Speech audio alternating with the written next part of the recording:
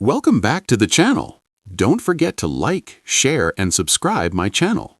Today, we are explore how to create a business video frame using pixel aspect ratio in Photoshop. A business video opens and something feels uncomfortable, not obvious but noticeable. The reason hides inside proportions. Pixel aspect ratio brings clarity. The frame is corrected slowly. Human faces regain realism. Product edges stop stretching. A quiet pause confirms balance. Business communication depends on trust, and trust begins visually. Text overlays are checked carefully. No squeezing, no widening. The video now feels stable.